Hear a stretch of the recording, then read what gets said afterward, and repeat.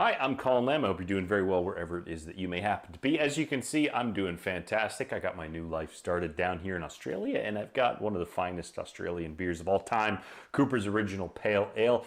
I don't look tanned through this lens that I'm going to go ahead and blame, but I feel tanned. You have to keep your dome protected in this kind of weather, so the tan does kind of dissipate as we traverse the five head into the forest of forgotten trees.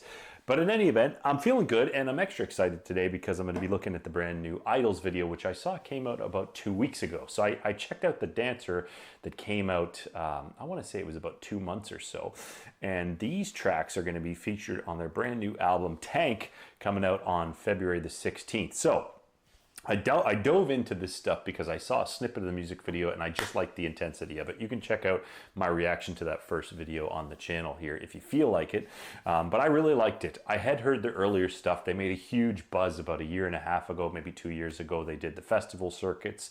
I wasn't, to be honest, quite digging those tracks, those initial tracks that kind of gave them the steam. They were pretty topical, a little bit on the nose, and I didn't think that the songs were quite pretty enough, if I'm going to put it to you honestly, for my taste. Since then, I believe this album they're doing with Nigel Godrich, who of course helped Radiohead produce some of their best albums.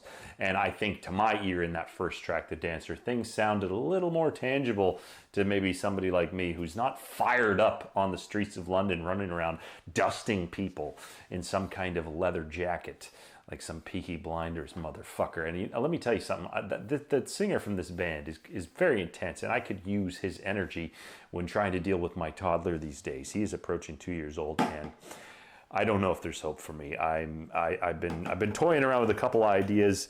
So far, I've got crying in a ball and slowly drinking myself back to sanity. So I think I'm going to go with option number 2. Anyways, I think this guy's intense, and that last track, I thought the guitars were kind of dialed in, and maybe some of the noise stuff that they do was just simplified down into something kind of earwormy and very tangible. There were some huge deep bass tones, which I really did enjoy as well. And I just liked that other track. So I'm very much hoping that I'm going to like this one just as much or better. And I can't wait. February the 16th is rapidly approaching. I can't wait to hear this album. So without further ado, let's get right into it. This is Idol's new track, Gift Horse, on the Tone 98 point, Traverse the Dome of Forgotten Trees.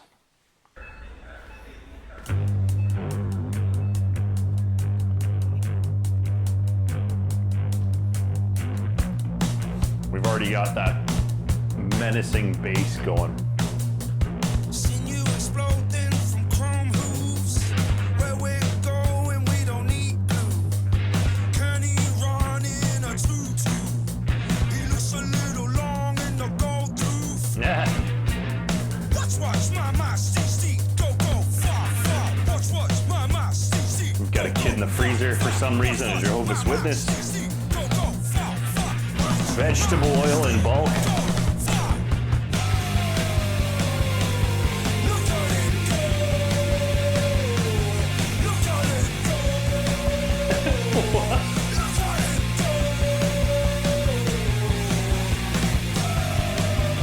There's a lot to digest here visually.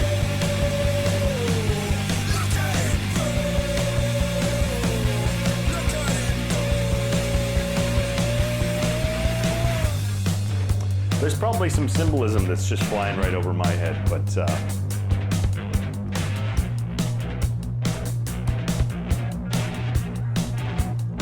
this bass tone, it's not a tone, it's just a sound.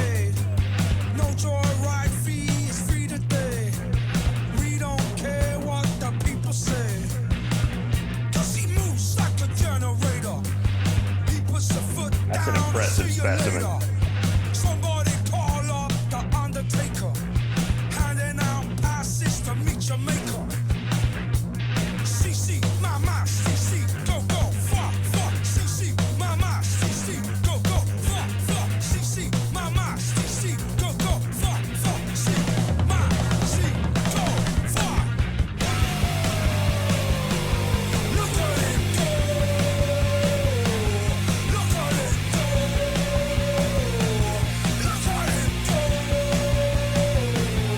I always try to find a vibe for what I'm listening to. I don't know what the vibe is quite for this. It's intense. driving.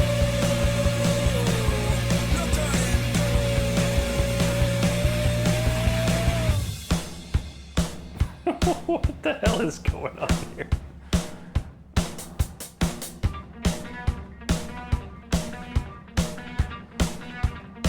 I'm sure this all means something. I don't really care. It's a feast for the eyes. My baby, Cool. she's so raw. I give her love and she gives me more. Ask us to kneel and bow That is a to the fucking floor. guitar tone. She said no and she asked what for. My baby, she's so strong. She talks me straight when I'm doing wrong.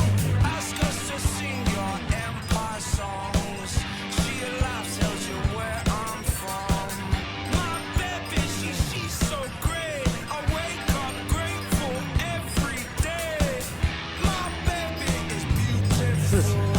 All is love and love is all. Fuck the king. He ain't the king, she's the king. Look at it go. Look at it go. Look at it go. Look at it go. Look at it go. Look at it.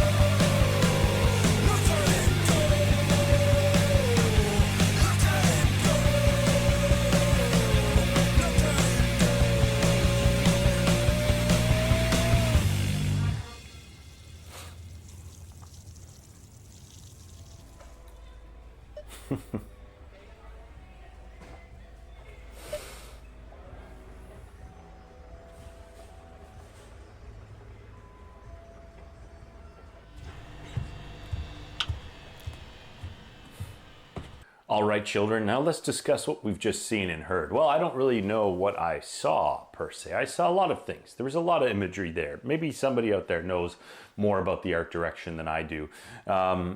Sometimes when I'm watching a music video, I get more into the visual than I do the song. But in this particular case, I was focused on the song because as a guitar player, everything that was happening there was interesting, but it was not conventional. I don't have a lot of experience with whatever you call it, noise rock or that avant-garde style of sounds with the guitars. But the guitars were droning and everything was chosen very particularly to my ears. That one really deep fuzz tone that came in, it had almost like a tubular digital plastic kind of sound to it, which did kind of play off the visuals a little bit. And the very harsh visuals that we saw, a lot of that was pretty on the nose. There's a lot to my eyes of takes on consumerism and modern culture, social media and all that, but I thought that was just a cool song. And that one had that dun dun dun dun dun dun dun dun dun dun dun dun dun dun dun. I don't know what the musical term that is, but whenever I hear that pattern playing out, I always think of Coldplay, that song, Clocks, that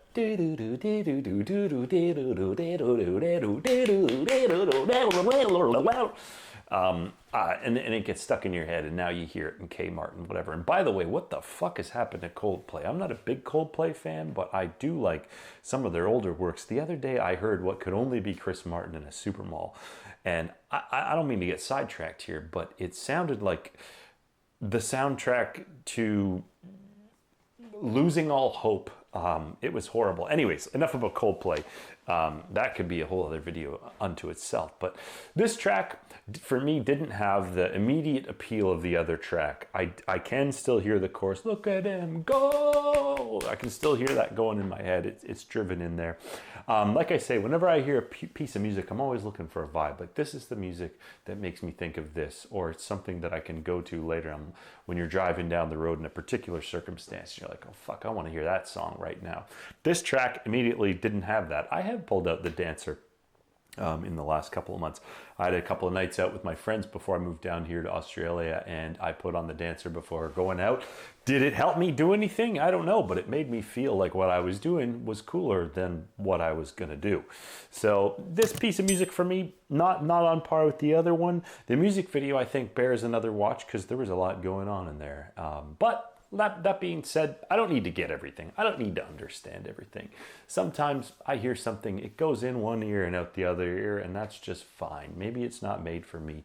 Maybe I don't need it in my life. I don't know, but I did enjoy that. Please let me know your thoughts down in the comments, and I'm looking forward to checking out their album. I'm going to be giving that some serious spins. I just moved to Australia, like I say.